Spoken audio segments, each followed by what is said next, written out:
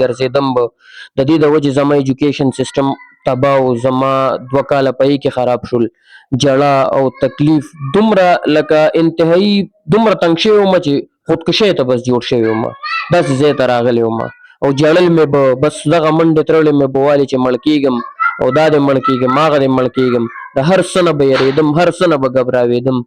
الحمدلله تاسو ته زه راغلم، تاسو ماته یو ځل دم وکړو، د هغه یو ځل دم سره ثم الحمدلله چې زما 45% چې کوم دی هغه چې کوم د سر بوج و، هغه کوم سوچونه و، هغه کوم تکالیف و، الحمدلله هغه ډېر زیات دومره کور شول د یو دم سره جي.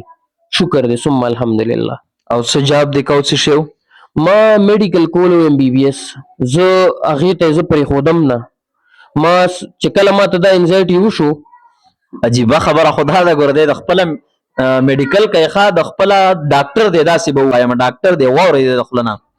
ما خپله دا سیز کولو دې سیزونو نه زه خبر وم چې دا انزایټي دا دي، دا د دې دوایانې دي، دا د دې ټریټمنټس دي، دا د دې چې کوم تھیرپیز دي، هر څه مې په ځان اپناول، هر طریقې مې کولې، هرې دوایانې مې خوړې. اوس هم راسره د دنیا دوایانې پرتې دي، خو بس اخري زه بېبس دومره شومه چې ما تاسې د یو څو دوایانو نومونه واخله دی ته چې څنګه دوايانې دي استعمال، چې دی ته پته ولګي دا ټول خلک دا دوايانې استعمالوي چې تاسو ته به پته ولګي د خپله.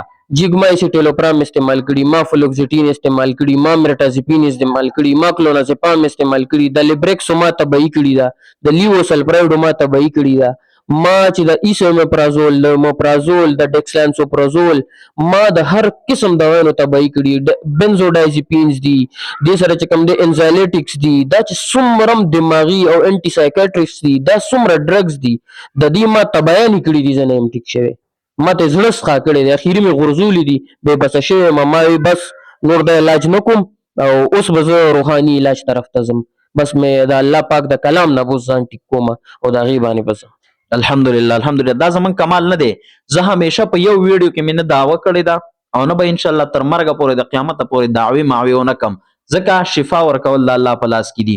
زما کلک عقیده ده، کلک مسلمان یم الحمدلله، کلک ایمان مې دی چې شفا ورکول د الله رب العزت د در نه علاوه د دنیا یو طاقت هم نشي ورکولی، یو پاور، یو طاقت، یو قوت په دنیا کې داسې نشته چې چاته شفا ورکړي.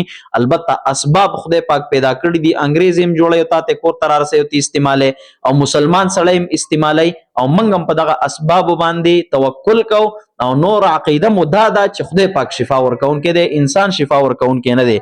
او دا مرض تا ته د څومره وخت نه څو کاله وشو؟ زما 4 کاله وشول، 15 کاله 4 کاله وشول، دا 5م دی.